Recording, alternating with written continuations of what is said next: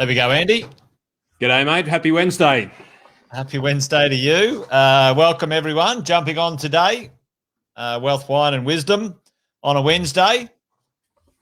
We've moved Wealth, Wine and Wisdom to a Wednesday because it actually makes us drink a whole lot less because it's not Friday. So good to be hanging out with you again, my friend. Hey, listen, welcome along, folks. Good to see people jumping on the live stream. We had some technical difficulties earlier today. We are attempting to start the Wealth, Wine and Wisdom on a Wednesday at 4 p.m. Queensland time and 5 p.m. Sydney and Melbourne time. However, today we're a little delayed, but we're trying a new streaming platform today, so hopefully it works a little bit better than it did last week because it was a little delayed and Andy froze in all sorts of weird, wonderful positions. It was quite hilarious, but not good for the video live stream and stuff like that. So welcome, folks. Hey, listen, for those who are coming back, great to see you guys. Chuck a chat in the comment. Where can we see the chats? There we are. There's Alison. Great to see you. You're playing Monopoly with your son. That's awesome, Alison. There we go. Alison's in the house. That's brilliant. So good to see. For those who are joining for the first time, welcome. Those who are coming back, welcome back. Quick intros as we kick off Wealth, Wine and Wisdom on a Wednesday today. Andy over there. That way. Jason Witten here. Andy and I started Wealth, Wine and Wisdom as a response to helping our communities when along came the wonderful world of COVID and the great toilet paper shortage of 2020. And we thought we would add some of our wisdom from our industries, property investing and the world of the share market and the banking world from Andy. And we've enjoyed it. We've had some good feedback. We hope we've helped you guys too. And so we're continuing to do that. Each week we get together, have a cheeky little wine and debrief the week from our two worlds where property and shares and equities meet. And hopefully make a bit of sense for ourselves and also for you guys. Share some of that wisdom so you can make good decisions when it comes to your world of investing, managing your money, running your business, those sorts of things too. So welcome along. Fabulous to see everyone here. Great to see a few people in the house. We've got Craig dialed in. That's good to see you, mate. Diane, awesome. Thanks for dropping by. And there's Bob.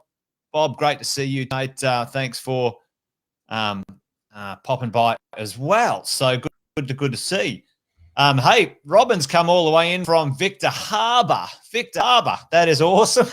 Good to see you dialing in from all the way around from Victor Harbor. I've been there once or twice in Victor Harbor. It's actually a lovely spot. Andy, you ever been to Victor Harbor? I didn't even know it existed. So, mate, I'm a little bit ignorant on that one. You'll have to enlighten me. One of my experiences of Victor Harbor. Well, one of my experiences. Good to see you, Tane, as well. Thanks for joining us as we go along. Robin, maybe you can enlighten us if this is the case still on the way to Victor Harbor. But in SA, there used to be a one-way, Andy, get this, a one-way freeway. So in the morning, you go one way, and in the afternoon, you go the other way on the freeway. It was a one-lane, one-way freeway. So you would head on down south. What happens if you need to go home and go to the toilet at lunchtime? I don't know. Well, actually, I think it was two lanes in the morning on one way, and then it swapped over in the afternoon. Anyway, it was a funny one, but it was interesting. But great to have you here, Robin. Anyway, we're getting a bit off track, Andy, as we do, as we tend to do at Wealth, Wine and Wisdom. But great to have everyone here. Hey, listen, gang, what we do in this next 45 minutes, an hour maybe, depending on how we chat along. Bob's in there already, which is awesome. Bob, thanks for the questions. He's already chucked the question out. We will have time for questions a little bit later on. So stick around, Bob. Love to answer that question. I certainly will have an opinion on that one as we get going. But what we like to do, Andy and I have got three sections to our chat, our Wealth, Wine and Wisdom chat. And the first section to the show is what's in the news. Dun, dun, dun. What's in the news from a share market? Well, I haven't got my my sound effects down pat just yet, but hopefully that doesn't sound too dodgy. But listen, what's in the news in the world of Andy's world? What's in the news in the world of my world? You know, what we like to do is maybe share that with you guys as we go. So I'll kick off this week, Andy, if that's okay with you. I'll share my world of what's in the news when it comes to the property world, and let's have a bit of a sticky beak on what's going on when it comes to the world of property. Few of you guys might have already seen this one when it came to the Reserve Bank. Governor Philip Lowe warns on house price boom. And no shit, Dick Tracy. You're late to the party, mate. We knew this one was coming quite a while ago, and Andy and I have always heard about this. But listen, yes, we have a bit of a house price boom going on, and that certainly is certainly probably why Bob is asking right now about his question before in the chat. So this would certainly be one for Bob to pay attention to. House price boom going on, yes, and it's probably going to lead right nicely into Andy's conversation a bit later on about inflation. You will hear, I think I said it earlier this week or last week with my morning coffee and a chats I have with my direct crew, that you'll start to see the words bubble and hyperinflation and all this sort of rubbish come out now. 1 minute ago, they were saying, oh, the world's ending and we've got a the economy's collapsing, and now it's like, oh, we've got hyperinflation. But anyway, back to the point. We've been doomed about 15 times in the last 2 years, but somehow we keep swinging. It's incredulous. Yeah, at the end of the day, I believe in human nature. We'll always want to survive and always want to go forward. So there's these ups and downs, but really at the end of the day, we're pretty resilient. We've shown that for a while. But the point of this is the point I wanted to make today, gang. If you can see here, there was a couple of key points that he wanted to make. He said, right, yep, interest rates are driving these prices up. And Andy and I have said, well, shiver me timbers. You know, you can get an interest rate of 2%. You can get rent at 5%. You're making a 3% margin off the bat. That is pretty tidy. That's pretty tight right now. And this is the first time I've seen this, Andy. Ladies and gents listening in, this is the first time I've seen this type of gap, this type of arbitrage in the property market for my 20 years. First time ever. This type of arbitrage gap, carte blanche across the whole marketplace, which is interesting. Yeah, George makes a good point here. Economists use the dartboard when it comes to real estate, and they're not good right. at yeah, they've got a blindfold on throwing there. They don't get it right. How's that, though, George? Like, I love that. You can be an economist and you can get it wrong about 1,000 times, and you still have a job. Anyway, I've yarned about that one before. But the point is, I am getting a bit distracted. Point is, the RBA, Philip Lowe, said interest rates are low, and what he said was, hey, we're not going to rise or raise interest rates. That's not what we're going to do. But there are other ways. There are various other tools to keep house prices in check. Veiled warning. So this is my conversation. This is a shout out for us, Andy, you and I. I'm giving this a little bit of this is kind of in the back of my brain right now. This is a 5%er. If you have a look across the ditch, gang, to our cousins, our friends, our compadres, our Anzac mates across the ditch in New Zealand, they have just been limited by their government and their banking institution, where their maximum loan-to-value ratio now is 60%. 60%. I believe there's an outside chance of that happening in Australia if it gets too out of hand. I don't think it'll happen for like 2 to 3, maybe 4 years, but there you go, which is an interesting one. All right. Last bit, what's in the news? Actually, I'll skip that. Again, we're seeing these things. in the news, in the real estate market, 40 buyers camp out to get land in Sydney's south, right? After the GFC, we had the same thing happen, Andy. And for those who are listening in, if anyone was around after the GFC trying to buy houses or land, our supply chain, gang, our supply chain has been absolutely poleaxed. APRA completely stuffed it. Okay, the government stuffed it. COVID just finished it off. It was dying. It was on the way down. It had a 2.5 year decline before COVID said, "Oh well, it's on the ground. We just kick the shit out of it now." So there you go. So right now we've got some interesting things happening in the news, in the marketplace, in the world of real estate, and what I would say for people in our space is that you've got probably a 2 to 3 year window, of these. It's kind of like it's a perfect 20-year storm for property at the moment that you could make a good fist of it in a short period of time. I say always, it's not a get-rich-quick scheme, this gig. It is not in any way, shape, or form a get-rich-quick scheme. However, I think there will be some reasonably, in the world of real estate, fast money made in the next 2 to 3 years, okay? Now, 2 to 3 years is still a long time. In your world, Andy, in the world of the stock market, wow, you can double or triple your money in a very short period of time, in an instant.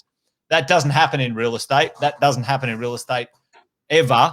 And that's where some pros and cons of the marketplace, the share market and property, sometimes depending on what you want, and sometimes depending on the risk that you're prepared to take, that's what you'd look at.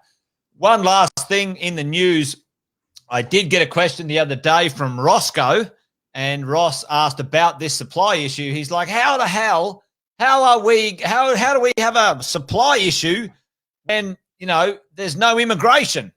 Nobody's come home. Like, nobody's being let into the country. And what you don't realize, Roscoe, is two things have happened. I think it was 230,000 Australians came back home from overseas, okay? And there were still 65,000 people allowed into the country, down from record highs of 250 plus. Also, what has happened is around 200,000 new buyers that were not considering buying real estate were stimulated by the government giving away close to $50,000 in free cash. Okay, so hopefully that makes sense. That's the news for me this week, Andy. Lots going on, but gang, watch this space. It's going to be some interesting times out there in the marketplace, I can tell you. So yeah, back to you, Andy. What's in the news for you, mate? Well, mate, just wondering, is it when you said people are in Sydney are going to a camp auction, did you mean that they were just going dressed up in funny colours, or was it that they were actually just waiting around for the opportunity to buy something good? You do never know. You do never know with that, Andy. But at the end of the day, that would probably make camping out a bit more fun if you had a little bit more party time down there. But no, camping out with a tent in line. Wow. To buy the real estate. When we did it, we actually sent people from our company out to the land lots, out to the developments on behalf of our clients. We did that in the GFC. We had 15 of our staff, our team members, camping out in line on behalf of clients from Western Australia and Melbourne and other places that they couldn't buy, but we went out and represented them. We camped out and got them property deals. So it was good. So yeah, interesting times. But like you said, camping out. Love it. Mate, we've got a good party going on. It's a good to come and party with us. But you say it all the time. I love it. History is a mimic, and sometimes some of the lessons that we had in the past can teach us something about our decisions now. They're not exactly the same. They never are, but they can be useful to review every now and then to see if we're on track. So indeed, mate, that's it. That's me done for the moment. Anyway, what's in the news? Property done and dusted. Over to you, Andy Fenton. What's in the news when it comes to the world of the share market? Mates, well, it's oh, let me get myself up and above. Oh, what Put have I yourself done? up in the corner there. Oh well, if you don't, I'll just I'll get rid of that, and There then we there you go. are. What's in E news? So it still works. It's just changed a little bit. So, but it's been interesting in our market, and I thought I'll keep it topical. And also because last time we spoke a little bit in regards to investors and traders. So in the what you ought to know, I'm going to drop a few bombs on you today, which will be great for everyone. Give everyone some perspective, allow everyone to have a bit more of a straight head, because you're going to see more and more headlines like this, like you said, and so I think that we just need to contextualize them a little bit, and I'm going to contextualize them later on. But let's have a look at our number one man, Mr. Bill Gross here. Bill's it's Bond Man Bill. Bill is one of the if there is something to know about bonds, Bill knows it. Bill is the bond man. Bill Gross, widely known as the best bond investor of this century. And anyway, he's actually in retirement. So for all of you traders out there who are trading futures and making your short-term money, just understand this, because this actually came from this article, and I think that you should know what you're up against when you're trading in these markets. And I quote the bond man Bill, the one-time bond king Bill Gross has been busy in retirement shorting treasury bonds, playing chicken with day traders on Reddit, and even making a bundle on energy prices. So just know that when you're in those markets and you're trading using your strategies, understand that you're actually got brains like this boy here, our bond man Bill, who's actually working on the opposite side, trying to knock you out of your trades. And mates, he's got a fair bit of money to throw around, and he's been very, very successful in his game. But what I want to focus on here is something that you can't see so much here, but the legendary bond investor is predicting inflation to rise to 3 to 4%. So you're going to hear a lot about this in the short to medium term, and later on I'm going to contextualize what it means. It's not just Bill. We're seeing investment houses, Bridgewater, inflation spiral, and listen to the provocative language, spiral, because we've got fuck all else to talk about, so we may as well make it sound sensational. And don't get me wrong, I absolutely believe that there's going to be inflation, but we need to contextualize it in regards to what does that mean, so we don't get spooked by headlines, and we actually make some good solid decisions, because like we said last week, and I showed you those futures markets of the 10-year treasuries. Yeah. Now, 10-year treasury yield rose, right? And the markets tanked. And you saw the headlines from last week. It's over. The bull run's over. Well, bullshit. It mean reverted in a couple of days.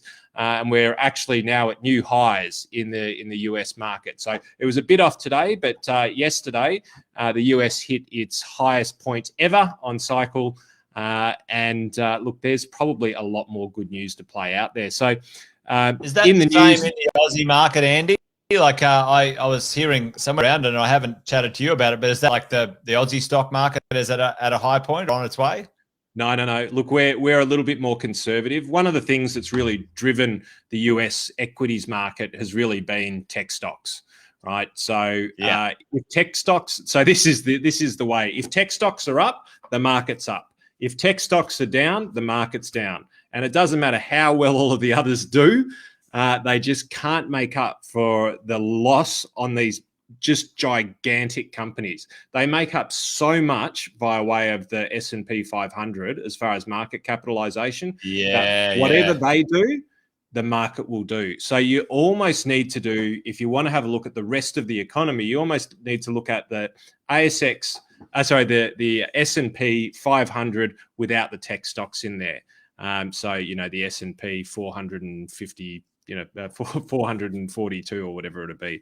Well, but that brings up a question in there for your inflation thing, and maybe we'll answer this later on, because Diane's asked a question as well, which has just gone over the top of you and me, but about borrowing and foreclosures and overspending and stimulus and stuff like that. So maybe we can sort of circle around to that. But what you're saying is, like, if inflation goes up 3 or 4%, you and I have been talking about, okay, listen, your cash in a bank account is bloody useless. Bonds as a defensive asset are worth nothing. At the moment, last year inflation wasn't that bad, right? 1.5%. So it was still rubbish, but if it goes to 3 or 4%, that's going to double or triple the issue when it comes to the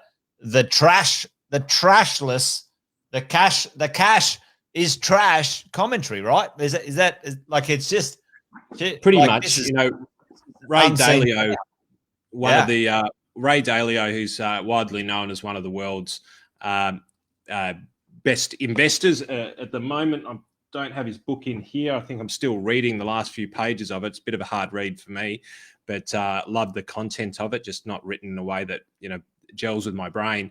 But he's flinging around the cash is trash comments at the moment, and he's been listening to our live streams, Andy. Allegedly, he's been dialing into Wealth, Wine, and Wisdom, and he's been taking some of our commentary out there, mate. It's amazing the kind of reach that we have through this unique mechanism of streaming. Yes. But absolutely spot on, mate. It is, and for those of you who are listening right now, get ready for the questions. If you've got a webcam and stuff like that, we'll pull a few of you in a little bit later on, and maybe bounce some of these questions that you have. We might not be able to do the webcam today, Andy. It's a little bit more difficult with Restream, but we've got a couple of questions lined up. We've got Bob and also Diane have got questions for us. So, yep, we're ready to roll. If anyone else had any question, like Andy said, type it in the chat. We'll get to the questions part in just a moment. And look, I'll go into detail in more detail about the inflation trade and what it means and how that works. But just to answer your point that you've just gone through there, Jason, that there's this thing called hyperinflation, and hyperinflation is where inflation starts to get out of control. So those are the headlines you're going to start to see at some point in time, right? And that's going to be sensationalist. Yeah. But effectively, as you rightly said, the reserve banks do need, when inflation starts to kick off, they do need to then adjust interest rates to keep things in check, right? But inflation's not a bad thing, right? It's just you don't want it out of control, right? No, you want inflation. Yeah. That means the average cost of things are going up. And what we're going to talk about later on is I don't believe that we're going to see true inflation until we see wage inflation. Here's the other thing is that inflation could spike really heavily, and I'm getting into some of my content from later, but inflation could spike really heavily for 1 year, and realistically, it's not going to do much because it's fake inflation, right? Let's use an example right now. You and I chatting about, earlier, it was yesterday, right? You and I talking about, I just had a chat with one of the builders that we work with with our clients, and he said roofing's gone up 600%, right? So, and then you said it, and he said it as well. Timber is really an issue right now. So he said that they were going to choose now to do all their houses in steel framing, not timber framing, right? So now what you're saying is it's fake inflation for the moment because, for example, in Australia, we often have a good quality labor source from immigration, and right now that's been stopped. So we don't have any ways to react to let's get another 10,000 roofers in from overseas, from all over the world to deal with our problem. We can't at this point in time, but that will change. That will change is what you're saying. It's like it's not real inflation because until we see real inflation, which is wages and other bits and pieces, it's fake inflation because it's situationally enforced because we're restricted at the moment or something's going on. Yeah. Yeah, 100%. And look, we need to understand two parts of this, which I wasn't going to go into, but there's two sort of key parts of inflation. So there's demand pull or cost push, right? And at the moment, what we're seeing is a lot of demand pull. And demand pull is that things are in greater levels of demand because of supply shortages at the moment. Or it could be that a market is just absolutely going gangbusters and there's a shortage of the stock. And so demand will pull the price of those things up, right? So that's what we're going to see here is because Yeah. If I've got 20 people, but I've only got enough product for one, I'm going to sell that for significant volume. I'm going to sell that as long as I'm not locked in for contracts. I'm going to go for a very, very big premium. The opposite side of it is cost push inflation. And cost push inflation is more of that measure where the costs of production are going up due to wages increasing, affluence increasing. So the actual cost of labor, the cost of the underlying goods is going up. And as a result, that's increasing the cost of product. So when we start to think about inflation, we can't just go, inflation's going up, game over for the stock market. And by the way, inflation is very good for real assets like property and commercial property. Totally. Yeah.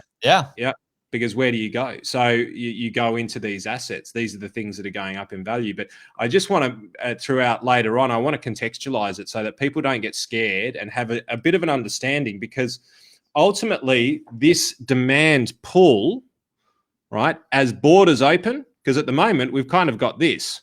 I want product, right? But you can't get out. You've got to somehow go around it, and that's taking a lot of time. That doesn't look too good, does it? But, that's the second time you've drawn something inappropriate on Wealth Wonder with Andy Fenton. That's really quite inappropriate, isn't it? But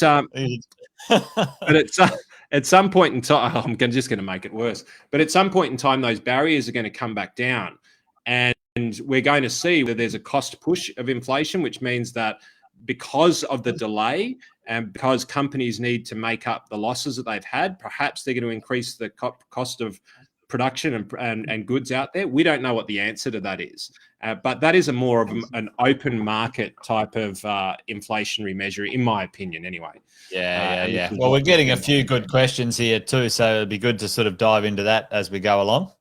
But for me, this is a key part. It's the demand pull, because that will equalize, right? And when that equalizes, that inflation could come back very quickly, right? Yep. Because just by the fact of borders coming open, anybody who's great and loves history, go back, read the books. And I've said this for over a year now.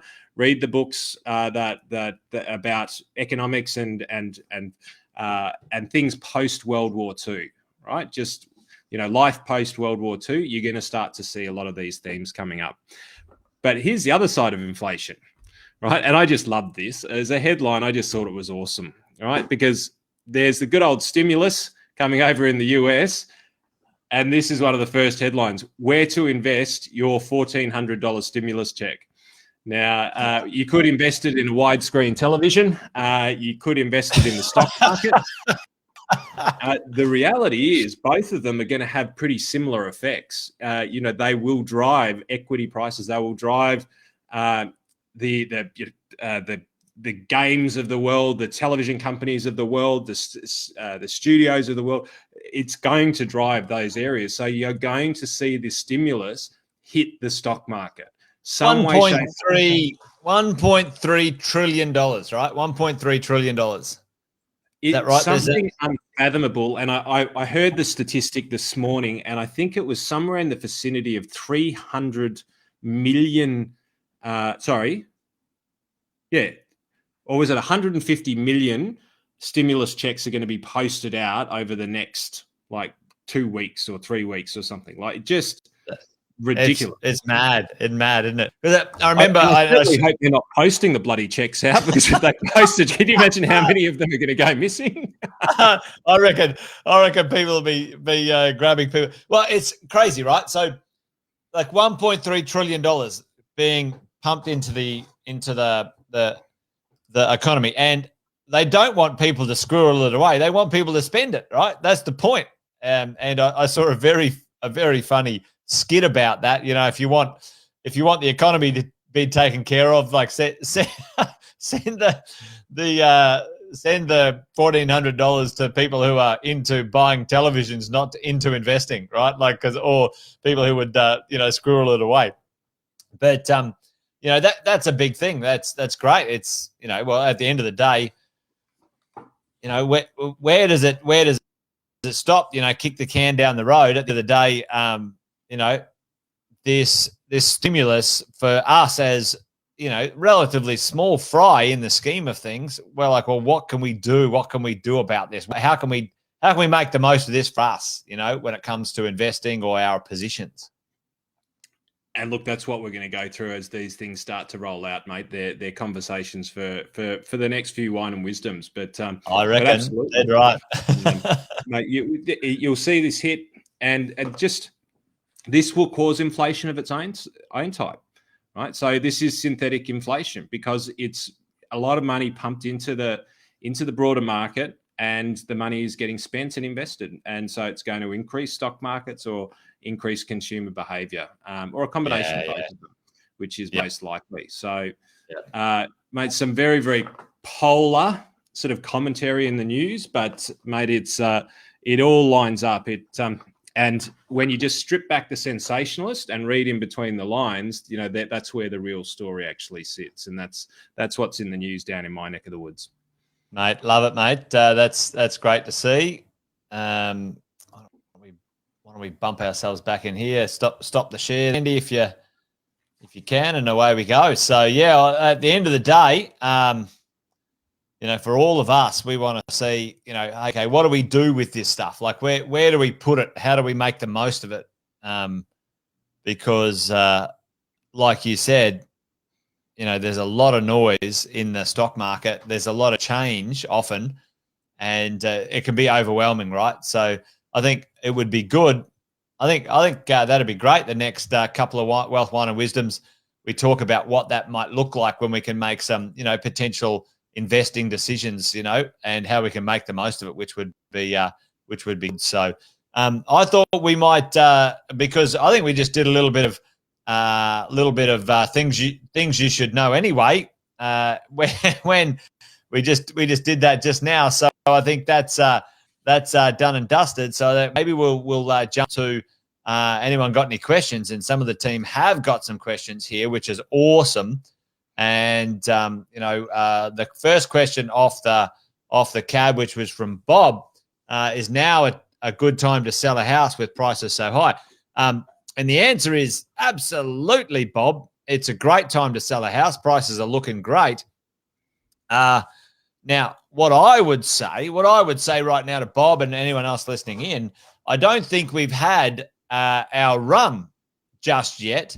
And if you don't need to sell, Bob, then I would probably stick it out for another 6 or 12 months if I was you. And I wouldn't wait 2 or 3 years if you needed to sell or you wanted to sell, but another 6 or 12 months, because I think we're only getting our mojo on right now when it comes to a little bit of our momentum. And the market, for those in the know, is picking up some frenzy and some momentum. But, Bob, depending on where your property is, would probably give me the, get out and get in somewhere else. Or, no, mate, stick it out. You're better off just running with it. I actually had this conversation yesterday with a couple of my clients, and now there was 2 things, and I'll tell a quick story, Bob, for you and Andy, those listening in. Number 1, the client owned a property in a regional location, and number 2, a client owned a property in a city location. Now, the outcome of what they were trying to do was buy their own home. So, and it was the city location was the same city they wanted to buy their own home in. They were living in an older property and they wanted to get it in a newer property. So in essence, what happened was I said, right, well, listen, at the end of the day, if you wait around in the big city, you're just going to be like, they wanted to move from an okay location to a better location. And if you wait around, the better location will outstrip the value of the other location. So the point is, I said, in the city, sell now, take the money and get into the other location. In the regional, let it run for another 12 months because I think you've got momentum and you'll get some more money. So there was a kind of a double-pronged strategy in that one when it comes to, is it good to sell? What would you say, Andy? Look, and it's the strategy, like you said, it's how you're going to do it, what you're going to do with it. If it's a taxable asset, how are you going to minimize the tax Yes, that you're paying out of the sale of that asset? And again, it needs to fit into your longer term strategy. So whether that is to then double down and buy the big house of the dreams for the beginning of the retirement, of which is part investment, and you use that as a downsizing strategy later on to save some tax-free assets, you really got to start to think a little bit strategically, not just is it up, is it down. But I 100% agree. I think that there's a lot of dog properties that are going to sell for really nice prices, which give people the opportunity to get out. But then there's places like, I think Kalgoorlie was just mentioned in the chat, where there's some significant stuff going on in WA. So you may want to just wait. But again, trying to pick the top or the bottom, you're just going to do it by luck. Well, what do they say, Andy? If you try to pick the bottom, you end up with a smelly finger. That's just the bottom of the market. That's probably a bit gross anyway, but the point is no one knows. But just to put a bookend on Bob's question, Wollongong City, Bob, if I was you and you didn't need to sell right now, I would let Wollongong run for a bit, mate. I think you've got some great momentum in New South Wales as a market. My wife just roused on me. She said, "Seriously, Jason Witten?" I just got in trouble for that one. But allegedly, Jason, it may be, possibly, maybe a good or a bad decision to sell. Allegedly, yeah. For me, Bob, gross. Sorry, Robin. That's what happens when you let. I forgot about the lag. I forgot about the time lag. It's the.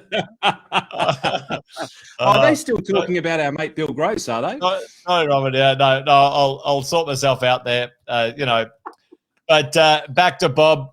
Like Andy said, may or may not be, but at the end of the day, it comes back to a few really prime things. Bob, is it part of your strategy? Is there other things you need to consider, tax effectiveness and so on? And then if you do sell a property, what are you going to do with it? Because there's zero reason right now that I believe that you should sell property to then sit it in cash. That would be a poor maneuver. Yes. And right now, Andy, for the first time in my 20 years as well, selling a property or getting cash and putting it against your home loan is almost irrelevant as well. Like, I remember back in the day, back in my day, my first loan was 11%. So if you had spare cash, you chucked it in your offset account. You tucked it in your offset account. You made money. It was smart. But right now, if your interest rate is 2.1% or 1.9%, again, if inflation is 3%, your money sitting in your offset account is devaluing. And this is the conundrum where we find ourselves right now anyway. So, at the end of the day, Robin's got a couple of questions. So she's got, hang on. I jumped over Diane here. So Diane, do you think there's a large portion of people who would over borrow and end up foreclosing due to overspending, potentially to the stimulus? So I might answer the first part, Andy, and you can answer the second part, which is the stimulus, the economic stimulus. So for me, Diane, it doesn't look like the same lending irresponsibility now as it was before the GFC, okay? Even though Australia was still one of the safest lending practices in the world, in the top 5, we were still exposed to a small amount, less than 1%, of like no doc lending. It wasn't rampant like in America and the UK and Europe and stuff like that. So for me right now, Diane, it would be my call that lending and over borrowing right now would be almost, and touch wood, almost impossible. It's actually the other way around, which is it's been the hardest to lend and leverage that I have ever seen in my 22 years of investing. So I don't think that will occur, Diane, unless in the next few years things get real funky and real loose, but I don't think it'll get completely loose because there's enough checks and balances in the marketplace for that not to occur in Australia. Andy, what do you think? Mate, look, I'm going to attack it from a completely different perspective. And look, Diana, I reckon it's a great question. Like, there are so many just different ways that you could tackle this question. I'm just going to attack it from the opposite end, and talk about, economically, we're going to go downhill after COVID stimulus is paid. So for those of you who used to watch Wine and Wisdom way back when we started, you'll remember the seasons of stimulus that we went through some time ago. So we had our winter, which was October, December, which was actually our summer, which is slightly ironic. But we're in that sort of spring period. Zoom now. in, Andy. Zoom in if you're on your iPad. Can you zoom in and show everyone? Can you? Yep. Yeah, perfect. That's perfect. Yeah, that's good. Good. So what ended up happening is in October, December, in Australia, we started repealing stimulus. Now, what you've got to remember, Diana, is that we've also got Europe, the UK, still well and truly in it. God, I look like Donald Trump. This is really, really, really good thing. We are the best ever. Little Tyrannosaurus Rex arms. And so we've got to remember that, Europe is still well and truly suffering throughout this COVID, and there's potentially going to be more stimulus dropped in different ways over there. We do have the Brexit now, and we do have a couple of people who managed to get out of the royal family. So we'll see how that plays out. It looks like Oprah is back. Like, go Oprah. So yeah, those are got nothing to do with what we're talking about. But what does is effectively where we are now in Australia. And so this is my opinion as to what's going to happen is that the new package that's going to come out from our Parliament in May, as far as the budget's going to be concerned, it's going to be another type of stimulus. It's not going to be labelled that by any stretch of the imagination, but there's going to be significant stimulus measures in there. Because here's the thing, if they don't, they're going to put the handbrakes onto an economy at exactly the worst point in time, right? Yeah, and they cannot do that. If they tighten the reins too quickly, they will choke all of the work that they've done. And notice how I didn't say good work. I just said the work that they have done. I hand out praise easily when it's deserved. Pretty harsh, Andy. I reckon it's been awesome.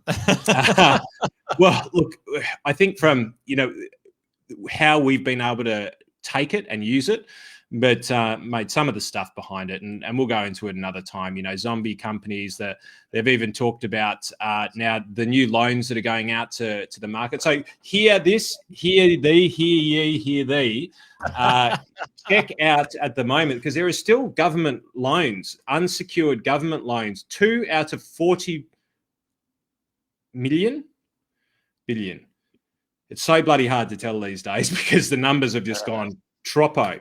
But so only a tiny fraction of the small business loans were actually taken up that were out there, the unsecured ones. Now, they're focused on tourism, travel, and aviation, right? So the government ultimately wants to pick the sectors. It's literally like being at play school, and there's a game that's going on. There's 2 ringleaders that are up there, and they get to pick their teams, and they're picking their favourites. So they're just big bullies of the economic system in a way. But if you're in those sectors, check it out. If you're not in those sectors, and this is a really good tidbit. I'll get back to this in a tick. If you're looking at your bank and you're like me, you're a small business, and you got that thing coming through the bank that says, "Here is an overdraft, Andy. You can have a small business loan. Happy days. We will give you $75,000. You don't even have to lodge any more paperwork. Just sign a few things." And I'll get back to Diana's question in a moment. Check that and make sure that you check that, because all of the ones that I've seen that aren't government related are all secured, and they're secured at an interest rate of 6 to 7%. 6 to 7%. So there's dodgy stuff being done left, right, and centre. Buyer beware. Look into it. So economically, will COVID, once the stimulus is repealed, I think that we'll get a little bit more, but it'll just be a little bit. It'll be a little bit covert, if you will, covert. And the reality is that there are going to be lots of sectors that are going to boom from this, and economically, the numbers are actually looking reasonably good. So that the trend that nobody knows is what as how quickly the globe is going to start being able to travel and mobilize back around. But well, what that'll Jason happen. Like knows, once that goes, boom, you know. Yep. Mate, we got out of in Australia, we got out of the GFC through the China commodity boom, right? That's effectively what dragged us through, and we really didn't feel it. We're sitting on the edge of a possibility, and this is just a bit of a Fenton theory that's sitting in the background. Perhaps that's a segment of the show.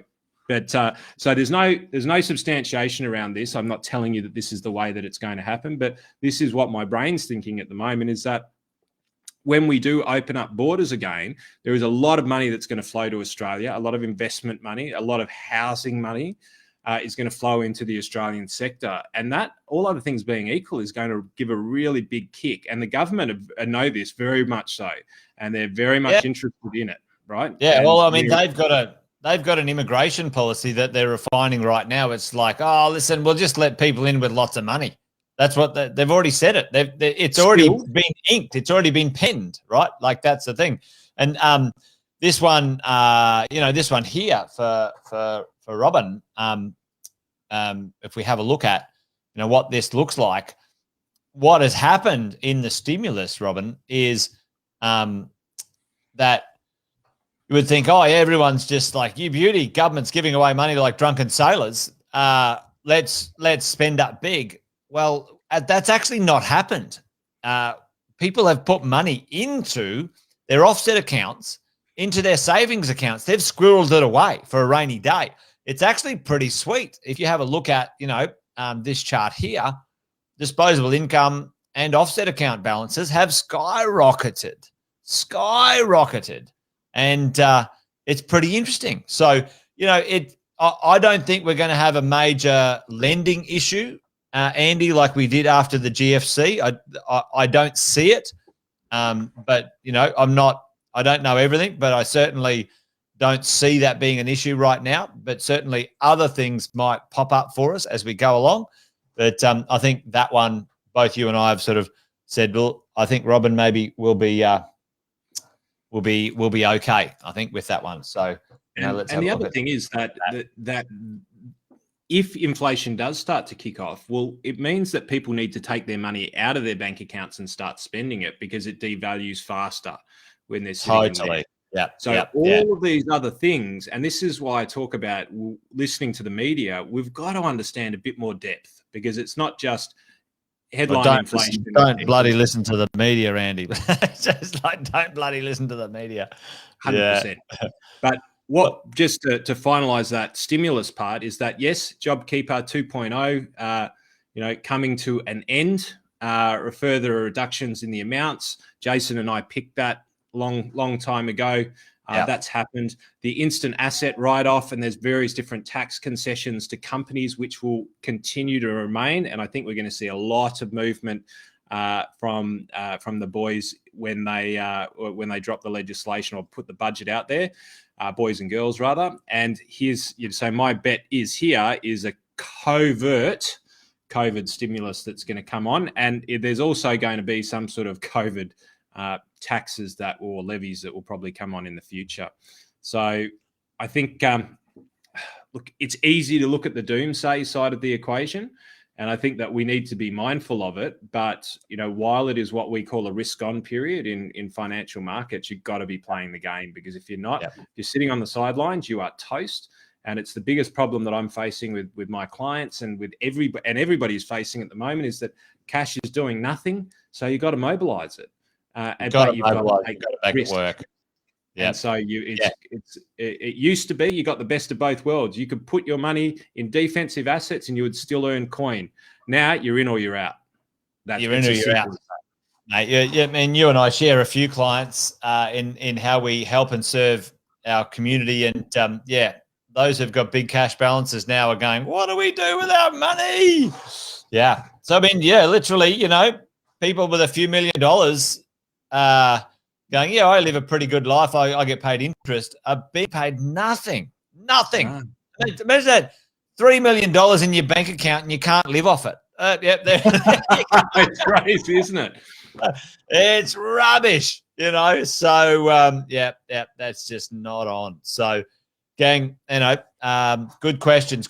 I've got a couple of questions here, Andy. We're doing good on the questions thing today. I think that's working going well. We can save the other stuff for next week if we need to. That's good. Yeah. Well, Robin had a question here, which is saying she got 3 investment properties in rural Victoria, which are pulling mad prices. You know, what are the positives to selling it? We are 56 and barely any super and hubby has a good wage.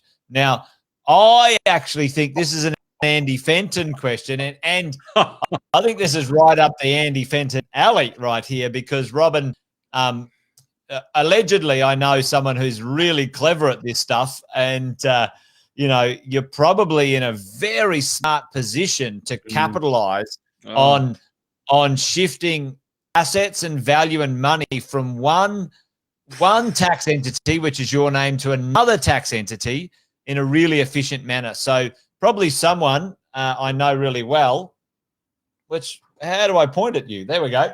Someone I know really well could probably talk to you about that.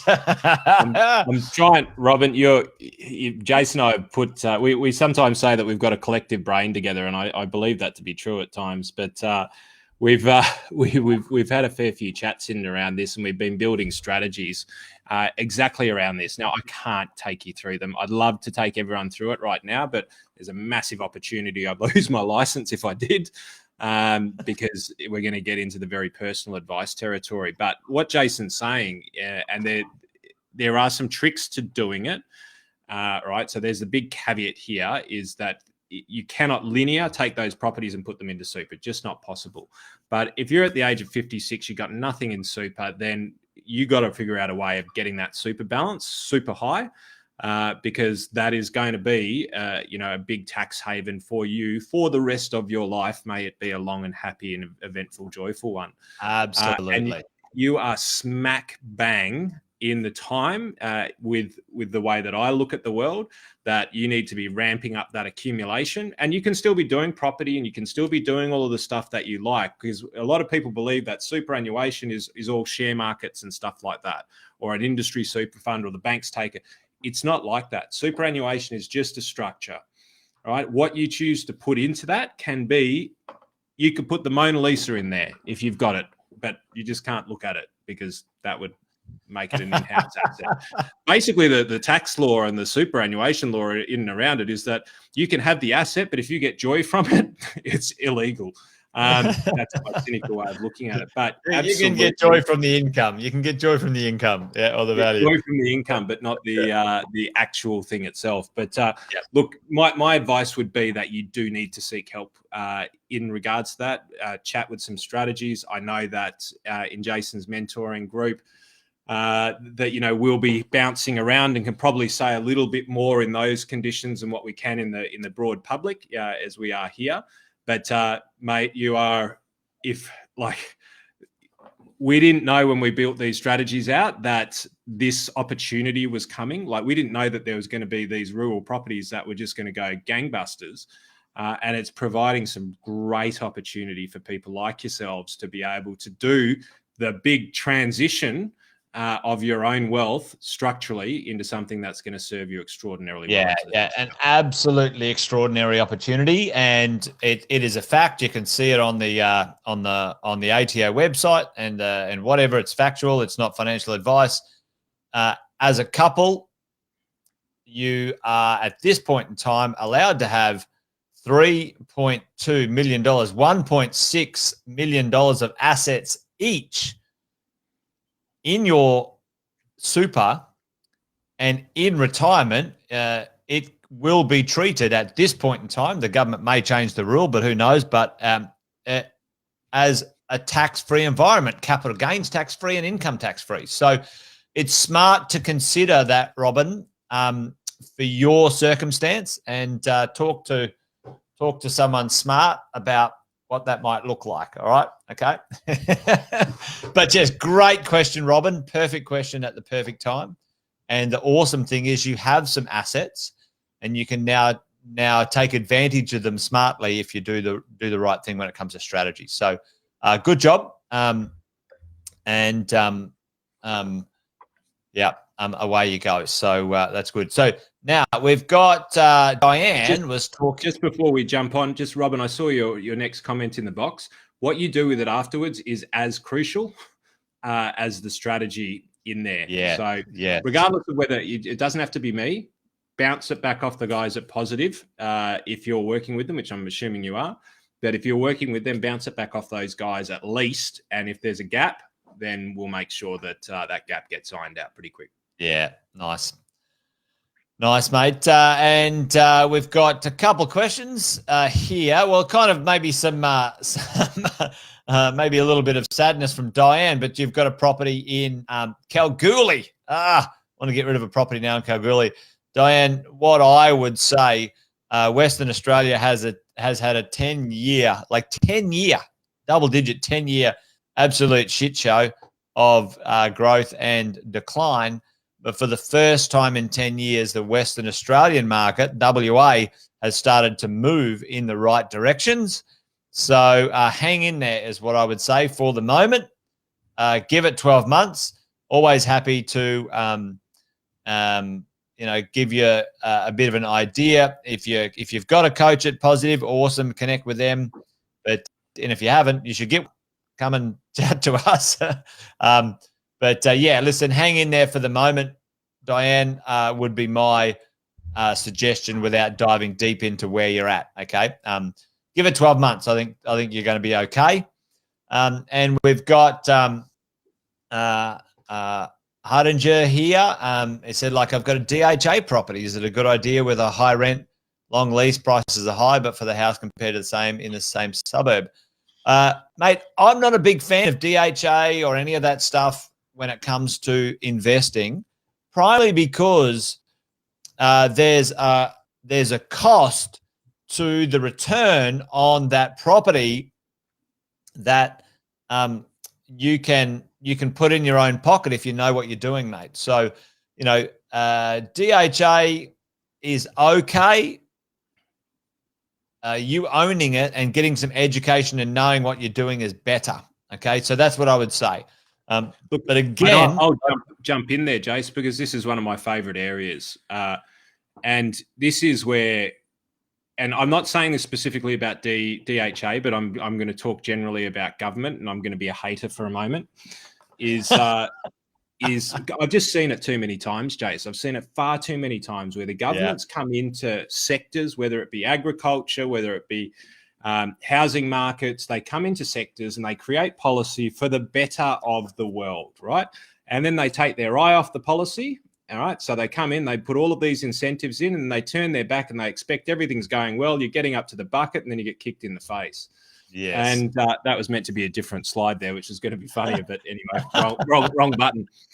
But so I'll use the agri sector as an example. They came in, loaded up tax savings, all right, and then 10 years came back and said, you guys screwed all of this up, you're all crooks, and then helped blow the system up.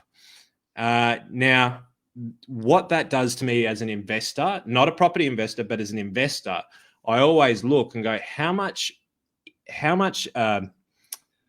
involvement, how much influence does the government have directly into these assets? And if the answer is high, you've got to put in your risk matrix, political risk number one. Right? That's and true, then, isn't it? If you're benefiting from a government scheme, then history shows that 99% of them end up in a disaster, rather than a benefit long term. If you're a short term maneuverer, then maybe, but the trail of decimation of good, government ideas is far longer than the ones that have been successful. Well, I can say, especially in the property market, that's for sure. Well, Alison, I know Alison is in the military, and she's not a fan of the DHA world either. So, as in living them in them either. So, but the point is here, Haringer, mate, I would say you can do better by direct investing yourself. I know you can. 100% you can. You don't need DHA to take a margin on a property in a good area, because they will limit the property's ultimate income and value to you. Okay, there's a benefit to them. So if you want one that you just couldn't be bothered managing and you didn't really care, then sure, DHA might work. But if you want better than that, then get some coaching, get some support. You can do heap better. So that's my tip for you, buddy. So hopefully that makes sense. And not saying anything negative about them on either side of the equation, just trying to provide some perspective on various different options, because as a part of an overall portfolio could be great, right? But I'd want some blue chip in there, and I'd want to start to diversify in and around property types as well. 100%. But I don't know about DHA world, but I do know about government intervention into investments. Yes, away you go. Quick question maybe for you, Andy. Jane's asking for a little bit of advice with some help. Depending on what sort of help you're looking for, Jane, certainly reach out. You can find myself and Andy on Facebook and look for both of us, Andy Fenton, Fenton Financial, Jason Witten, Positive Real Estate. Track us down, send us a message, a direct message, and maybe with a little bit of detail about what you need, and we can point you in the right direction. Always happy to help. If it's someone we know, great. If it's someone we don't know, we can give you a few bullet point tips of the questions to ask and those sorts of things as well. So great questions. So yeah. So yeah, and Alison sort of, because she's got a bit of insight there. There's, she's got some opinions here as well. So thanks for adding some value there, or some perspective at the very least, Alison, when it comes to, some of the things that you know about DHA. 16% management cost is pretty significant when it comes to and I don't know anything about these things, but I'm already starting to read some of the comments and things, and I'm looking at it and I'm going, the sale is in the headlines, but the devil's in the detail. And sometimes the percentage at the end of a big number has a lot more weight than it really should. Right. So, maybe dig a bit deeper. All good, mate. All good. Any other help, mate? Just give us a shout out. Always happy to help out. But Andy, I think we've done all right tonight. Other than a little bit of a late start because of our technology issues, I think this streaming platform's worked out all right. I think it's produced a nice show tonight for us. So really happy with that. So we might put a pin in it, mate. Any last thoughts or questions, or any last thoughts or pontifications for the crew who are dialed in and stuck with us tonight? 100%, mate. Look, I just like to finish off with a little bit of a funny anecdote, which you and I chatted about a few different times. And it's always, being prepared is one of the most important things, no matter what walk of life you're in. You've always got to test and you've always got to measure, because you can't manage what you can't measure. And if you don't test it, you don't know whether it's going to work or not. And if you just full screen me for a tick, Jason, this can happen even to some of the biggest billionaires on the planet, because there was a launch. I was looking at a ute, and there was a Tesla launch of a ute, and I was like, oh yeah, that sounds great. I wouldn't mind getting one of those. Let's have a look at what's happening there. And like Apple and like Steve Jobs used to do, they got up on stage, they did the big show, and this ute can float. It is battery charged. It looks like an alien vehicle. It's got bulletproof glass. Just look at this. The live demonstration didn't go so well. Not only did he throw like a girl, and that is a pretty bad arm, not to insult the girls. Andy, that's not very PC anyway. Throw not very well, all right? Throw not very well, sorry. It's a bit of the country boy coming. I do apologise for that. I've met many people who can throw 10 times better than me, but that's not a great throwing style. But this is just case in point. When it comes to anything that you see in the news, when it comes to any type of investment that you're looking at doing, it's always about testing and measuring and being prepared, because you never quite know when you're going to go to throw that ball and you're going to crack the glass. And mate, there's only one person who ends up with egg on their face when that happens. So, after our DHS conversation, I just thought that might be a good way of wrapping it up. Even Tesla can fail at a couple of things. Dead right. I love Tesla. I'm a big fan. Mate, awesome, excellent, amazing. Thank you very much. Magna's going to give you a hiding for that one, Andy. Shay has already texted her your comment, and mate, she is going to be flogging you hard. I think 41 or 42 shows, and for that to be the only bit of dirt that that's managed to come out of my mouth after what would be almost 50 hours worth of live streaming, I think I'm not doing too bad. I do apologize for it. And Michelle said she's going to good on you, Michelle. Give it to him. Oh, I definitely need one of them, don't I? And I'm definitely going to cop it. I am sticking with the comment that it's not bad. One faux pas in about 50 hours. I reckon, I now know what Eddie Maguire feels like. That's it. Well, we'll leave it there, mate. We don't want to dig any further. Great to hang out with you on a wonderful Wednesday, mate. And everybody, thanks for dialing in. Appreciate everyone here. And thanks, we're going to do it again next Wednesday around about the same time. We should start on time this time, I think. Maybe. Yeah, we'll see how we go. There's a 50-50 chance. 50-50 chance. All right. Yep. That's it. Thanks, everyone. Great to see you. Thanks, Andy, as always. Brother. Adios. Thanks, Bob. Bye now. Happy Wednesday.